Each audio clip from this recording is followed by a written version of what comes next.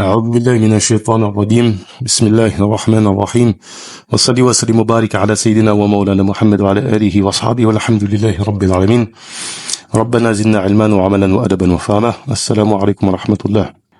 Alhamdulillah, le mois de Ramadan, et on souhaitait revenir sur une question qui est soulevée en général au mois de Ramadan. Étant donné que le mois est passé, alhamdulillah, et que les passions, les émotions sont redescendues, on va pouvoir aborder la question de manière plus sereine, avec une approche plus ilmi. Cette question, c'est la question du calcul astronomique. L'objectif ici n'est pas de réfuter ou pas, c'est de clarifier la position traditionnelle sunni à ce sujet, rapporter ce qui a été dit et de faire un historique de cette question du calcul astronomique. On va vraiment être succinct, c'est pas un long développement avec énormément de détails, mais on va tenter de synthétiser la question. Pour être clair, le point de départ qu'il faut prendre, c'est le suivant. L'imam Malik radiyallahu anhu rapporte dans son Muwatta le hadith suivant: الشهر 29 فلا تصوموا حتى تروا الهلال ولا تفطروا حتى تروه فإن غم عليكم فاقدروا له فإن غم عليكم فاقدروا له. Ce hadith qui est rapporté avec deux riwayas différentes dans le Muwatta, une de Malik an Nafi' an Abdullah ibn Umar et une de Malik an Abdullah ibn Dinar an Abdullah ibn Umar. Qu'est-ce qu'il nous dit? Que de jeûner une fois que vous avez vu le Hilal et ne le rompez qu'une fois l'avoir vu. Et si le Hilal vous est occulté, déterminez-le. Les savants de l'islam ont interprété le déterminez-le, faqduru lahu, par complétez-le à 30. Pourquoi? Parce que dans le Muwatta aussi, de l'imam Malik, il rapporte de Thawr ibn Zayd Adili, an Abdullah ibn Abbas, que le prophète alayhi salatu wassalam a dit: لا تصوموا حتى تروا الهلال ولا تفطروا حتى تروه فإن غم عليكم فأكملوا العدة الثلاثين. Ce hadith est un exemple typique qui est pris en compte, notamment par Ibn Hajar al-Asqalani, lorsqu'il fait son commentaire de Nukhbatul Fikar, du cas où on délaisse le sens apparent d'un hadith, parce qu'il y a un autre texte, et l'occurrence ici un autre hadith, qui nous fait délaisser son sens apparent. Parce que, en fait, faut comprendre que lorsqu'on nous dit déterminer là, le sens de déterminer là peut impliquer le calcul. Et effectivement, parmi les savants du Salaf Salih, il y en a un qui a eu cet avis-là, qui s'est isolé, c'est-à-dire qu'il n'a pas tenu compte de l'autre hadith qui dit de déterminer à 30. C'est Al-Mutarrif ibn Abdullah, contemporain de Hassan al-Basri. Il était plus âgé que lui, comme le rapporte Ibn Jawzi dans son Sifat al-Safwa. Donc, il est une autorité reconnue.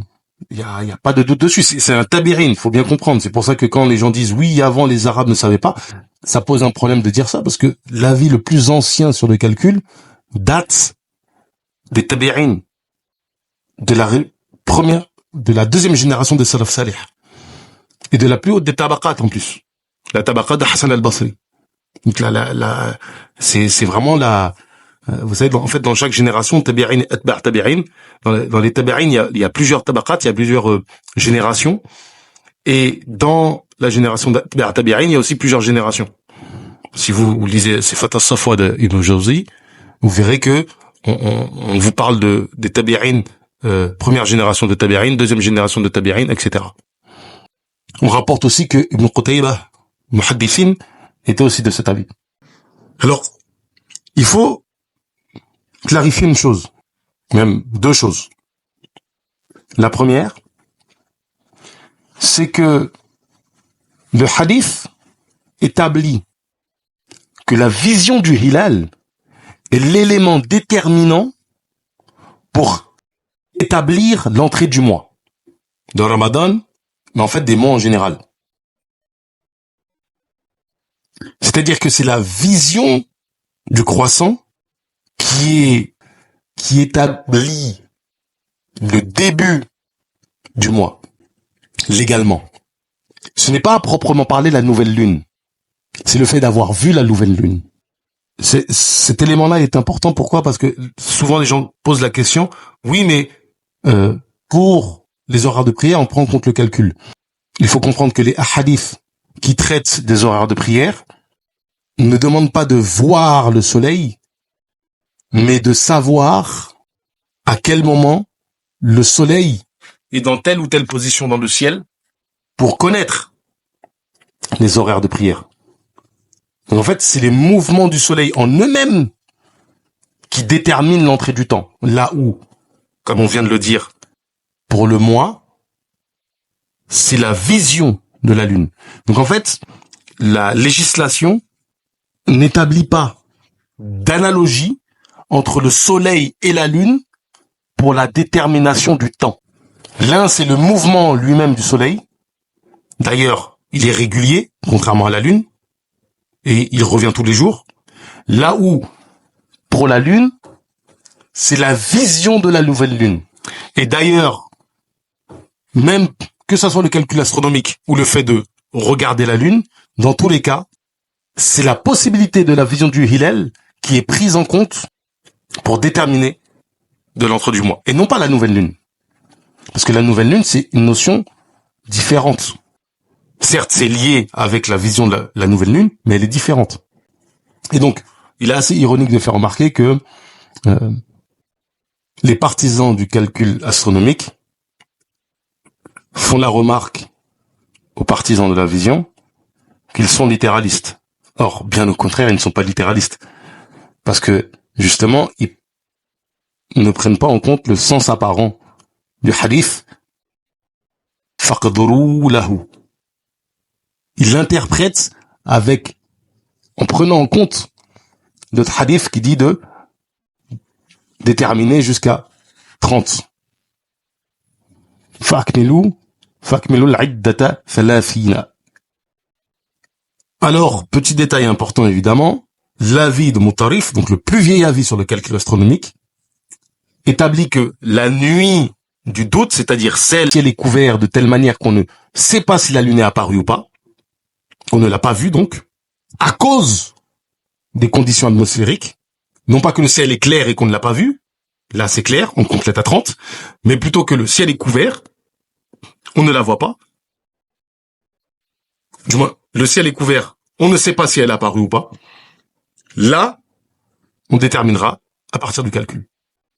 Donc, l'avis le plus ancien fait du calcul un élément pour déterminer si la lune est potentiellement visible la nuit où les conditions atmosphériques ne permettent pas de savoir si elle est apparue ou pas. Le deuxième avis qui est rapporté, qui vient plus tard, c'est celui d'une partie des Shawafi'a, c'est-à-dire des savants du madhhab, les Imam Shafi'i, et le savant qui est vraiment mis en avant, qu'on met en avant cet avis, c'est celui de l'imam Subki, grand savant du madhhab Shafi'i, grand mujtahid, qui dit la chose suivante, c'est que le calcul donne la certitude, il donne le yaqin. C'est rien. Les mathématiques, comme la logique, nous permettent d'atteindre une certaine forme de certitude. Or, le témoignage de deux personnes donne le von, c'est-à-dire donne la présomption. Et donc, ils ont fait valoir la chose suivante, c'est que le calcul servira de témoin discriminant entre des témoignages. Et d'ailleurs, cet avis est mis en avant aujourd'hui par beaucoup de contemporains dans les 4 écoles. En substance, si quelqu'un vient et dit j'ai vu la lune, et il s'avère que les calculs disent que c'est impossible que ce soit là, on rejettera son témoignage.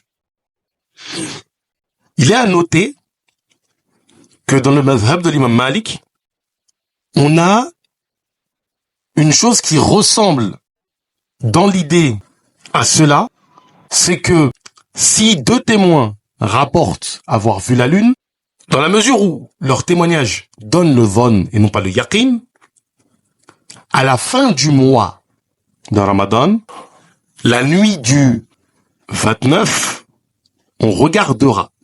Si on ne voit pas la lune, on complétera à 30. Mais on ne s'arrête pas là. La nuit du 30, on regardera aussi si on voit la lune. Et si à ce moment-là, on ne voit pas la lune, évidemment avec les conditions atmosphériques, etc., eh ben, à ce moment-là, on saura que leur témoignage n'était pas valable et qu'ils nous ont fait jeûner un jour en avance. Ils perdront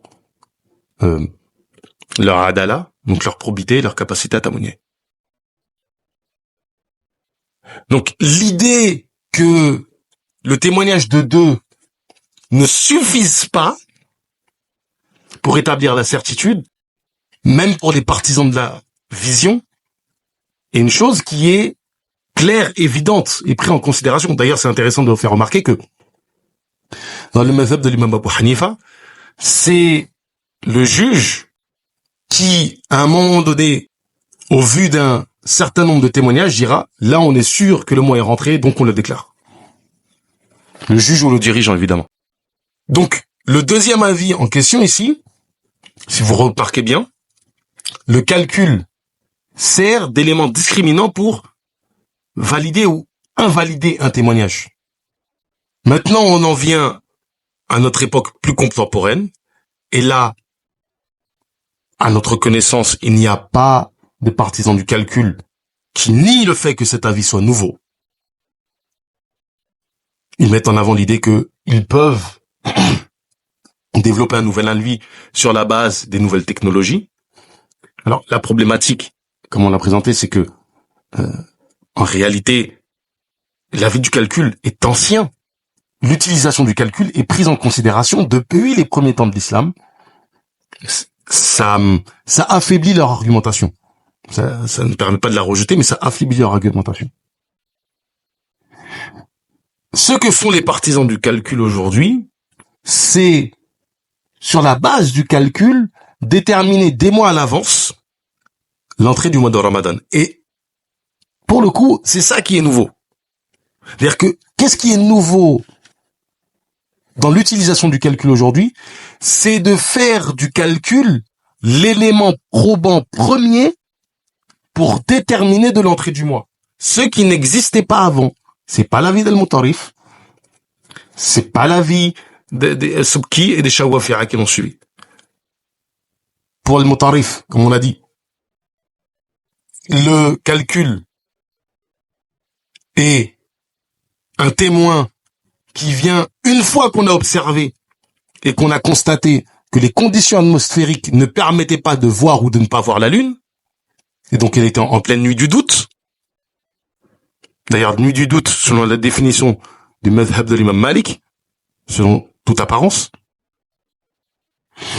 Les Shawafira, eux, disent que le calcul va être un élément discriminant pour les témoignages, savoir est-ce que ce témoignage est acceptable ou pas.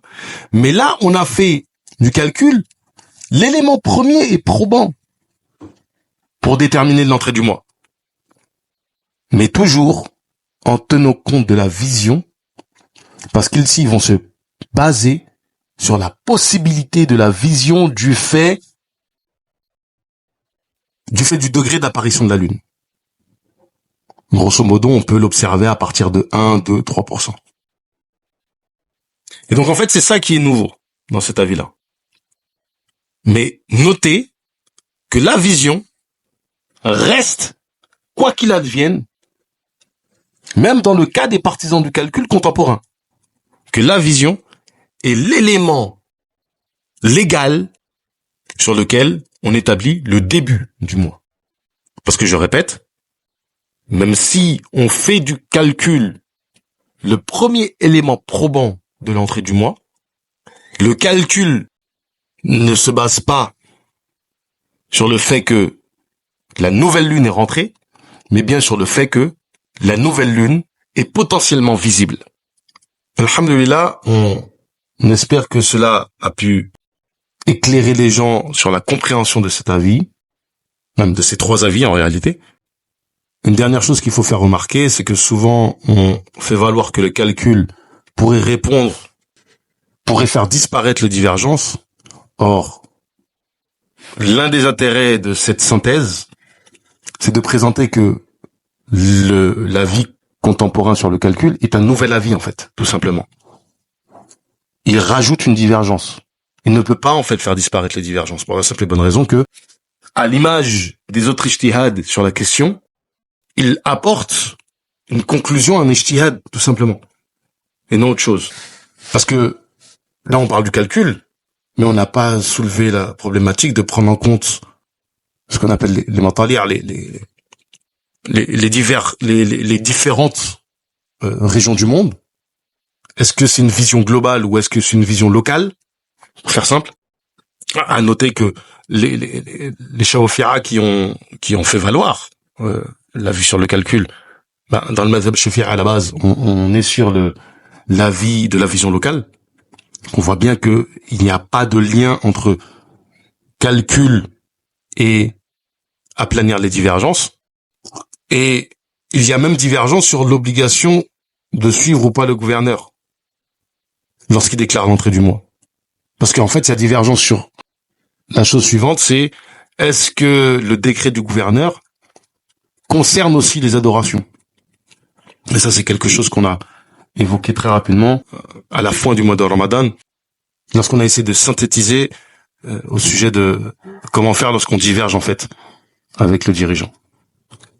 Allah Ta'ala nous facilite et nous permette de nous maintenir sur la droiture, sur la sunna du prophète alayhi salatu wassalam. ربنا زدنا علما وعملا وأدبا وفهما وهب لنا يكرم في التلاوة خيرا كثيرا منك ولا حلاوة وصلي وسلم وبارك على سيدنا ومولانا محمد وعلى آله وصحبه والحمد لله رب العالمين.